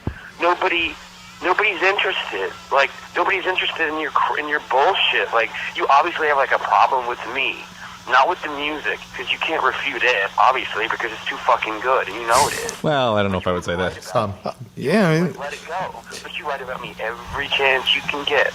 But I'm sure Ryan doesn't want to hear that again. Yeah. But the thing is there's something really cool and honest. If I had left that message, I probably would hate to hear it come back over and over again. Yeah. But there's something really cool about it's so uncool to call the critic up and kind of confront him that I think that there's really kind of something to it. It is, but what I was saying was I don't know if I would say that is to say just because the music's good. That's Ryan Adams did make the album Pneumonia with the song Jacksonville Skyline. I think he could do whatever he wants. Okay, all right. That's fine. He's brilliant, but. No, I know what you're saying because that's. But he's emotional. Listen, I'm of the mindset that you should never make phone calls, send emails, or talk Tweet to back. anyone or tweet when you're emotional. I know I tweet back at people sometimes. Right. I do the same thing. I you? do, yeah. There are people. You should. No, you're exactly right. And in fact, we had this. Never take it back. No, and that's right. And emails, man. Kids out there, don't press send. Like, just don't. There needs to be a campaign called "Don't Save Press to draft. Send." Write it out. Save to draft. Yeah. Delete it. Write it out. Get it all out of your system. And then But just delete don't it. address it because No, it because could then go you'll- out. Yeah, exactly. Yeah, that's what I've done that before. Where you go, I write all the stuff that Ryan just said into an email. Don't address it, and then go ahead and delete it. Yep. I think he's probably better off to use pen and paper. Still, Yeah. it's like it seems like the internet is a rough place. Are but people still shitty to you? Sometimes I feel like everyone's. I think that not at the moment, Good. but they I could have interpreted it like that 2 or 3 years ago, and maybe in a couple years I could do so again. I think you can get into the kind of naval observation as a popular artist that you can kind of look for it, and then you can get bummed out about it, and kind of it's kind of like pushing on sore teeth or something. It's like that hurts. I'm going to do it again. That hurts. Yeah. You don't know why you do it, but I think for the most part it's pretty positive. But you bring it on yourself if you. A few years ago I got. I was in the middle of a divorce, and a lot of people were writing a lot of stuff that I wasn't comfortable with. I was like, I've got kids, and these things that people are saying. It's like, that my kids will be able to Google this at some point. It's not nice, and I tried to take it on kind of like not really what Ryan just did, but more by saying, if you wouldn't mind, but you can't do that. Because if you engage, then they just go further, and then you bring about your own negativity. I think the thing is to concentrate on your art and be nice to people, and not do what Ryan has done. But I kind of respect it because, just because he did it. Who else has done that? It's cool. Yeah. I wonder, did the guy respond besides putting the message on the That was internet? his response. Oh, Yeah, and it's a powerful response too, I guess. it's a pretty powerful one. Yeah, it's like Tai Chi. But the emotional thing is interesting because, we were doing this show, The Sing Off, and there. When does this podcast? This will go up within a couple of weeks. Within a couple of weeks? Yeah. Okay, then I think I could probably say it ahead of time. We film these things, and I don't like to bust. A group has an emotional performance on the show. That is something that's kind of in real time. It's like a thing happened in the family, and they decided to sing about it right on the spot. And I was completely flustered because emotionally I was connected to the story and the fact that the bravery that they just came out and were emotional about. What I realized is you don't make music in an emotional state either. You don't make the music while you're emotional. You use the content like Bruce Lee, like emotional content. Interesting. You because otherwise it'll drive you. And at what point do you just not fall on the floor? Ah! I mean, that's expression, but it's expression that's driving you. So you're not engaging. You're not navigating it. But then I realized I was like, most of the things that I've written that I think are really on the money are songs where I went through it, almost processed it, and wrote in that sweet spot where I could understand the weight of it, but I wasn't charged. It wasn't emotional anymore. So, I think when people get emotional, they should definitely take 2 steps back, and pause, all that stuff, because anything you say during that state's not making sense. Yeah, and also that's when you're going to start going down really weird path. Like once you descend into that lizard brain, it's fucking over. Yeah. And you just start saying shit like a child, and then you punch a stranger in the eye with your tiny French fist. I know. That kid was going through some shit. Tiny French He fist. was. Tiny Ryan Adams. That was the child's defense mechanisms kicking in. And you were making fun of him. Fist of fury. Do people? I mean, like when young songwriters, which I'm sure you get this a million times. I mean, as a comedian, you get it all the time. How do I start? Like, what do you say to people with songwriting? Is it the simple just fucking do it? Don't talk about it. Just do it. People are often not really asking about the art form. They're asking about how I make it, and they how do I get started? And you get down to it, and they kind of want to know how to succeed. Right. And because there's no way you can say in 10 minutes, well, you should start studying Prokofiev immediately. But then there's no answer to their question. I always just say it's like music. It's like VH1, music first. Mm-hmm. Just concentrate on your music. Forget all that other shit. Literally. Damn it, I said it again. Ironically, the opposite of VH1. This is weird. Yeah, that's right. Music has definitely become But basketball wives, that's the thing. Music last. Yeah, music lasts. Wow, we can make those old MTV jokes from the '90s for about VH1 now. You know, Yeah. people always fucking complained, especially when I was working at MTV. They'd be like, "You guys don't play music videos anymore." It's like, no one watches them. If people That's a watched problem. music videos. Well, I suppose because it became real estate that was purchased. Right. Like Yeah. anything, it's like when the record companies come in and leverage what you're going to watch. When it began, it was just all free form. And then, Right. people did watch it. And then it became, I used to love a video director who would come up to you and say, I got an idea. And your song so inspired this idea. It's like, you're going to be in a pinball machine. And like, balls going to be rolling all around you. You're dodging them and, like, with your guitar. Oh, I'm sorry. Oh, you play piano? With your piano. It's going to be cool. Dodging with your piano. And then you say, I don't know, I don't really think that feels like that song. No, but it totally came from the song, and that's what I'm saying. And then 3 weeks later, some other band, like, I don't know, Semisonic or someone, they're dodging pinballs, same director. That's what was wrong with MTV is that it was run back asswards after a while. You know? It wasn't MTV's fault. It was just the music business around it didn't give it anything to work with. Well, yeah, and also, just a very specific agenda of like, we have to keep these artists in a rotation to sell Yeah. albums. And what do you even think of the music business now? Is it completely over, or actually not over? I mean, there are people who are selling albums, but it's a very small.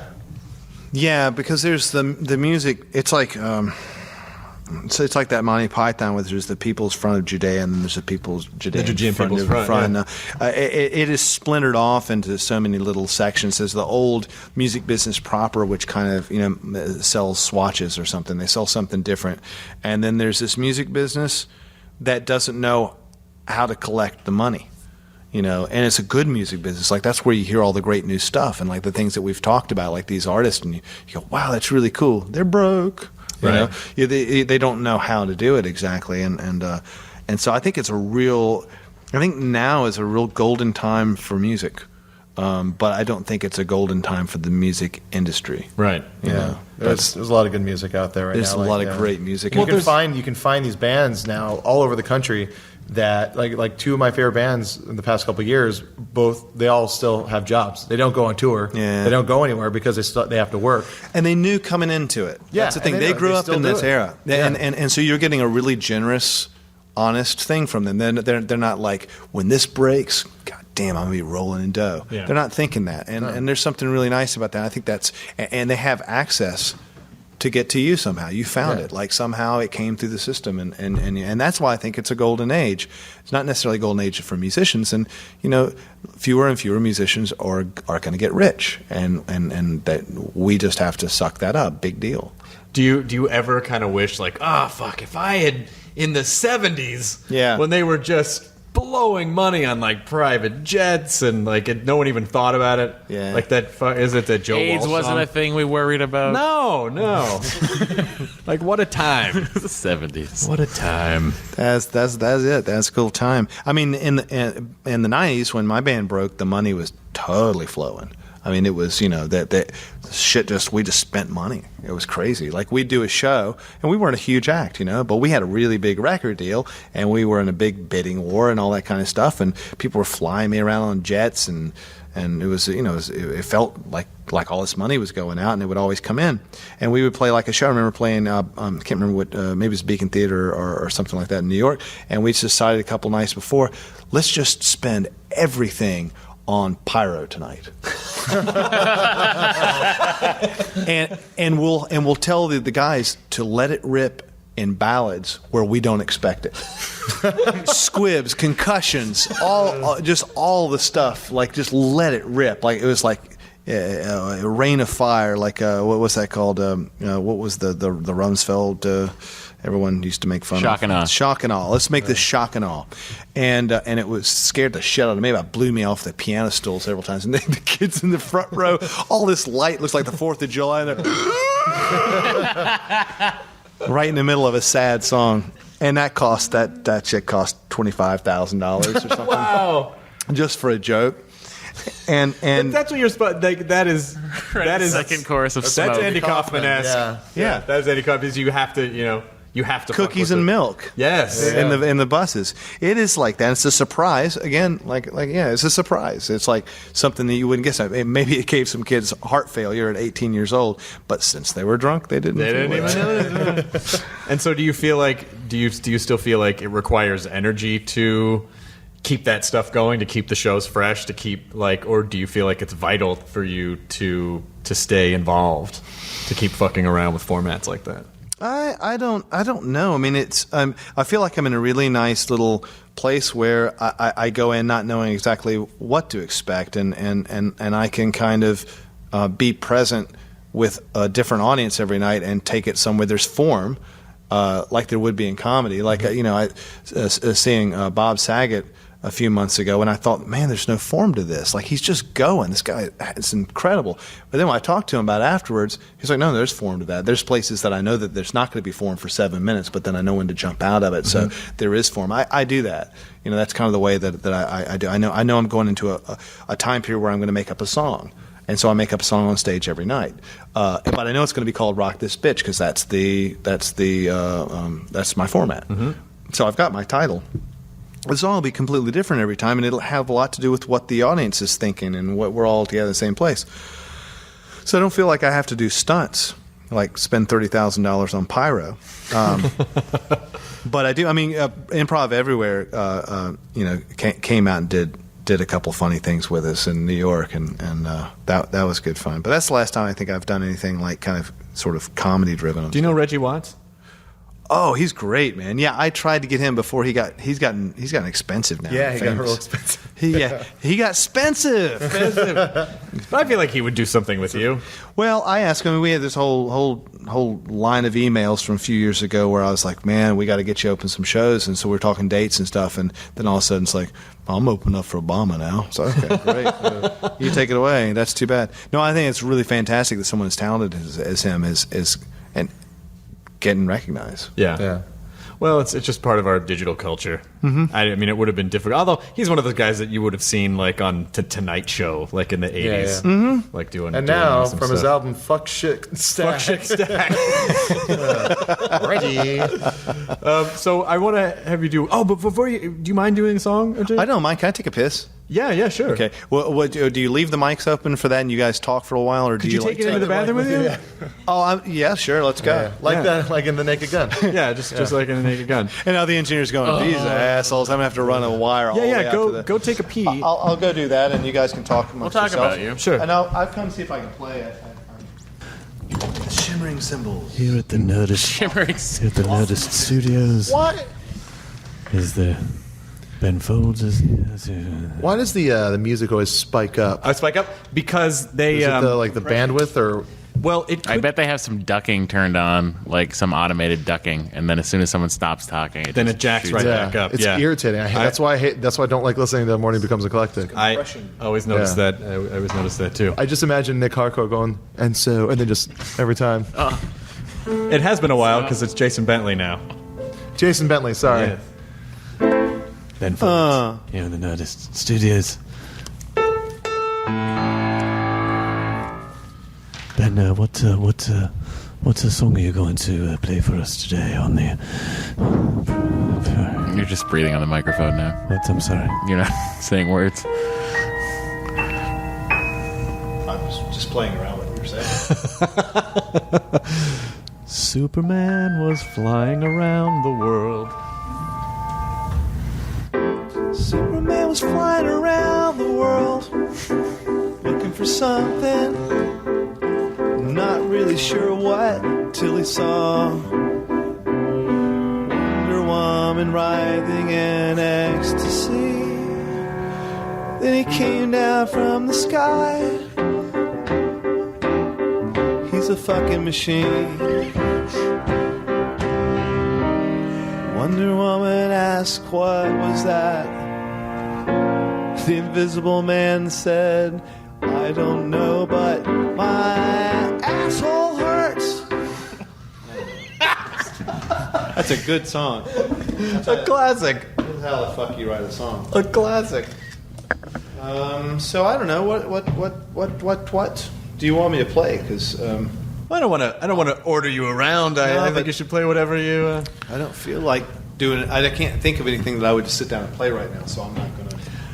It did occur to me, we were talking about the Ben Folds 5 record, and we said, well, I don't have any songs, which is true. Yeah. But then I was trying to think of what kind of ideas do I have seeds of that I'll be bringing them, and so I could show you that, and then you would have the Please do. Oh, that'd be cool. You'd have the exclusive, something that they'll probably turn down. Ooh, sneak peek. Sneak peek. This has been floating around in my head, and it's got a lot of syllables in it, but it's got no words. Okay. I always start with no words, and then I work the words onto it. So I really like these chords because I was watching a Philip Glass documentary that I thought was amazing. And then I realized that it's kind of, this sounds all over movies, but it doesn't matter. I like the way the chords move, these minor chords.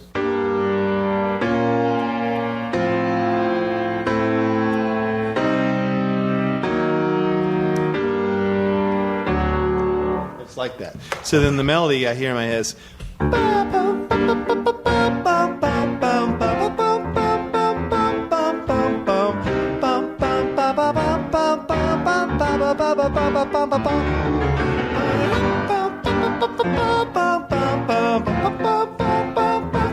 That's it. That does sound like an old Ben Folds 5 song too. It does. That's cool. Yeah. Mixed in with a little bit of there has like a cool Disney haunted house vibe to it, Right. which I love. Yeah, it's got a cinematic thing, and I think that's because Philip Glass kind of invented that sound, and then I think probably the co-inventor would probably be Danny Elfman. Yep. And he's really done a lot of that. So but I don't know how many people apply that to rock, but that's something I was thinking about. Go ahead. No, go ahead. No, you. No, you. No, you. You. Oh, wait, I no, know you are. What am I? I'm sorry. Okay. Here's another little chord progression I like. Shit. I've been living in a hotel, so I can't remember. There he goes again.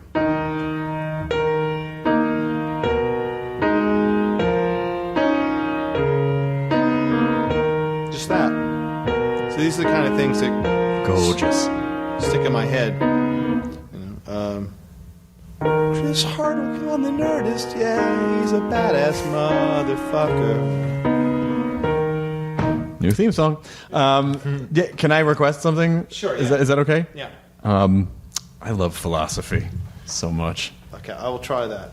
If you don't want to, you don't have to. There's no pressure. I don't mind doing it. I'll do the Let me sax. say that this is I'll make the sacrifice because I want to make everyone happy. But You don't.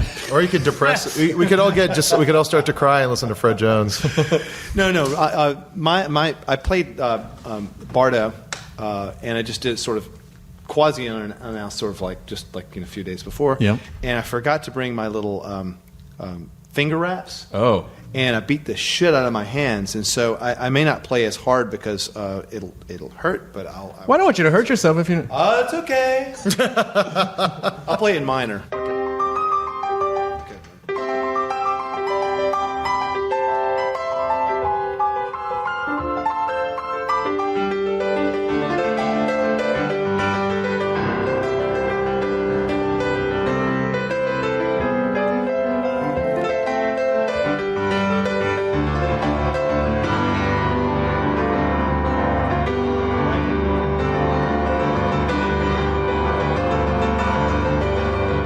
Won't you look up at the skyline, at the mirror blocking glass, and check out the reflections in my eyes?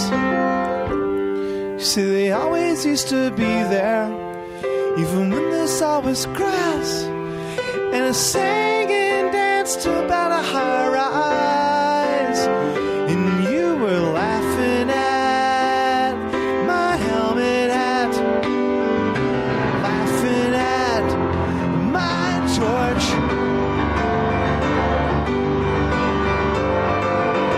Go ahead, you can laugh all you want, 'cause I got my philosophy. Kiss my feet on the ground and trust it like the ground. And that's why my philosophy, it keeps me walking when I'm falling down. I see that there is evil, and I know that there is good, and the in-between misunderstood. Yeah, won't you look at me? I'm crazy, but I get the job done. Yeah, I'm crazy, but I get the job done. And I say, go ahead, you can laugh all you want to, 'cause I got my philosophy.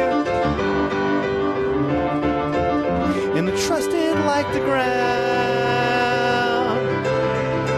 That's why my philosophy keeps me walking when I'm falling down. I pushed you 'cause I loved you guys. I did not realize you weren't having fun. And I dragged you up the stairs and I told you to fly. Fly in your arms, you started to cry. You were too high. Too high.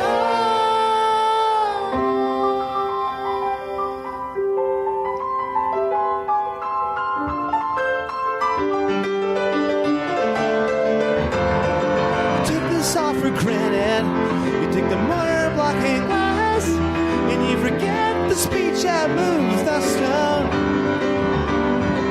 Yeah, it's really not that you can't see the forest for the trees. You've never been out in the woods alone, so you can laugh all you want to. I got my philosophy, keeps my feet on the ground, and I love you, you're my friend. But you got no philosophy. Now it's time.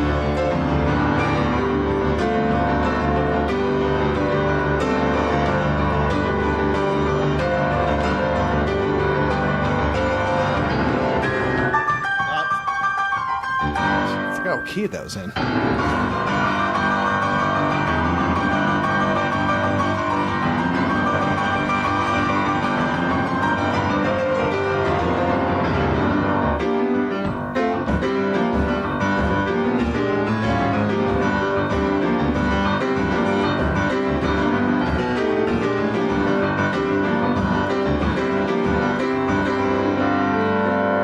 What is Mr. Pibb coming to can? His wife died!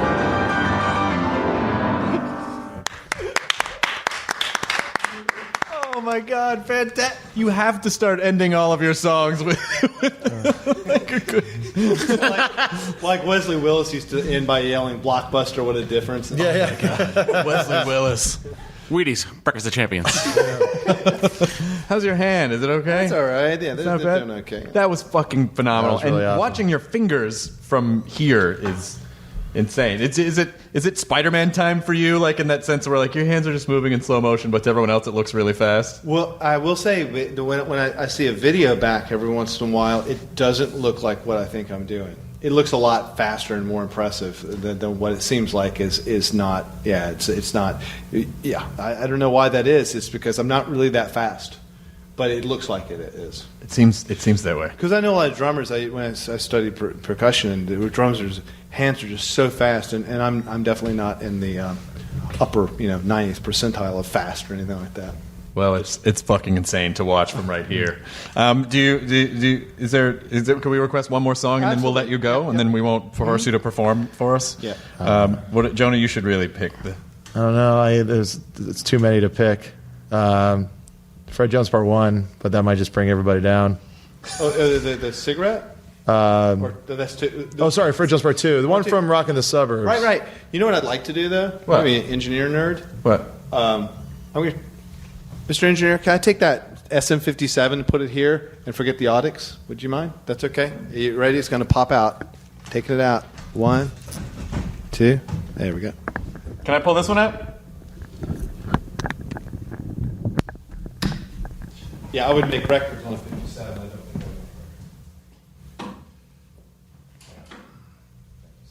Thank you so much for doing this. I know you Yeah. had a long trip. Man, if you get bored and want to play Landed, that's cool. It's up to you. Whatever. Okay, we're back. I mean, it's We're just, just sitting around. This. Or Zach and Sarah, or anyways. I'm here all week. Remember, the more you drink, the better I sound. Listen to you play, it's got me thirsty. My hand's starting to shake. God damn it. I want to be 16 again and not think beer is good. Jesus Christ. Okay. There we go. Hello. No. Fuck it. I'm no pussy. I play piano all night long. My pop. You know, I think the P's are. I think they're maybe there. I think we might have a problem. No, I don't think it's fun. Okay, what was it? Oh, yeah, okay. The song came from Fred Jones. The reason it's called Fred Jones Part 2, Fred Jones Part 1 in my head was a song called Cigarette from Whatever Never Amen. And that was taken from a word for word, a run-on sentence from the newspaper. And it was about a guy, a couple got married, and then the woman had some kind of brain damage that changed her personality within like a year. She started smoking cigarettes, but she'd never smoked before. Everything was different. So he was conflicted because he'd married this person, made vows, but it wasn't the person he'd married. And so she had burnt the house down with a cigarette. And the sentence was, if I can remember, because it's much more impressive than when it's sung, there's no punctuation in this fucking sentence.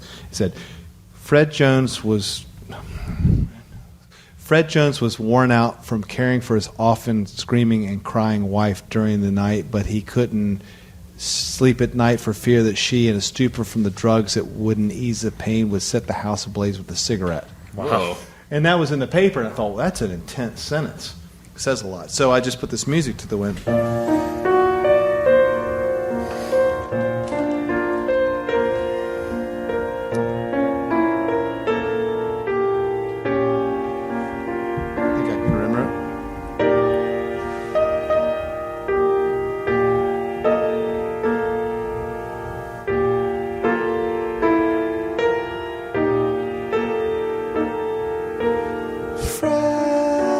Jones was worn out from caring for his orphan, screaming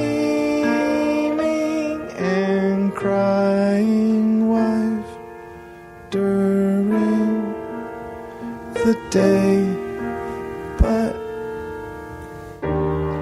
he couldn't sleep at night for fear that she, in a stupor from the drugs that didn't ease the pain, would set the house ablaze with a cigarette.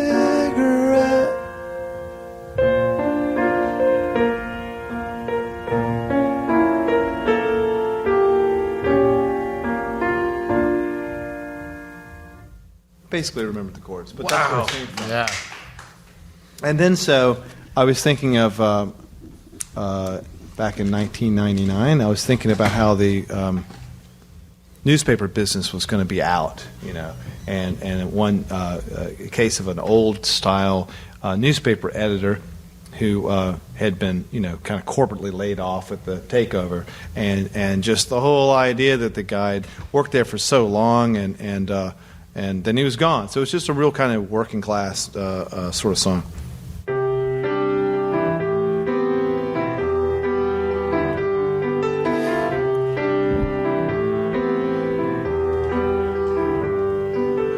Fred sits alone at his desk in the dark.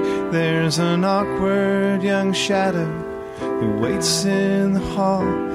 He's cleared all his things and he's put them in boxes, things that remind him that life has been good.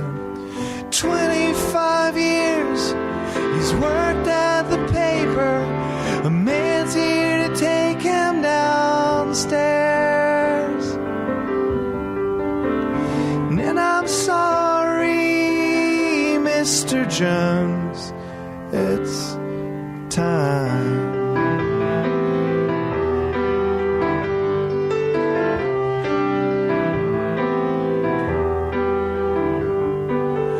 There was no parties and there were no songs, 'cause today's just a day like the day that he started.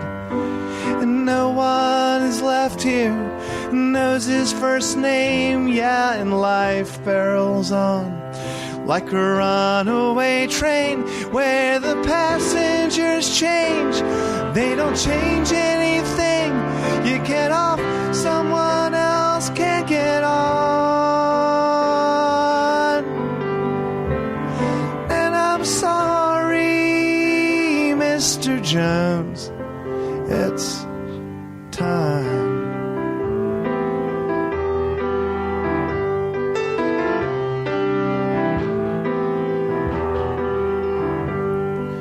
The street light shines through the shades, casting lines on the floor and lines on his face. He reflects on the day.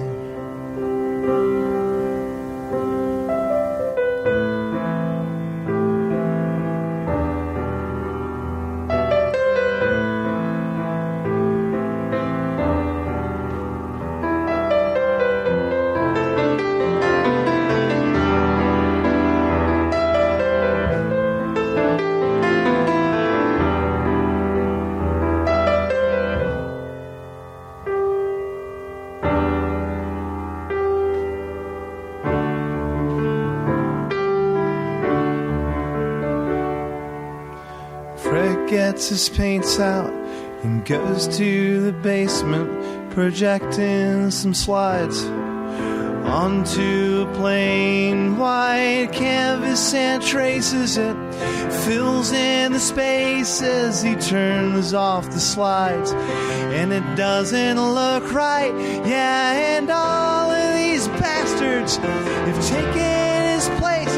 He's forgotten but not yet gone. And I'm sorry, Mr. Jones. And I'm sorry, Mr. Jones. And I'm sorry, Mr. Jones. It's time. Thank you so much for that. Because his wife died. Ben Folds! Thanks, man. You have been more than generous with your time. And, oh, your microphone's back over. Oh, you can... Did you sing More Than a Feeling? Yeah. That's awesome. All right. Well, maybe I should just not worry about it. There we are. I'm back. You're going to go into the crowd now? I'm going to work the room a little bit. Hi, I'm from Racine, Wisconsin, and Ben, that was... I don't know any insults, so I don't know. Yeah. You're dumb. Your shirt, your stupid shirt. You're ugly and you're stupid and you stink. Yay!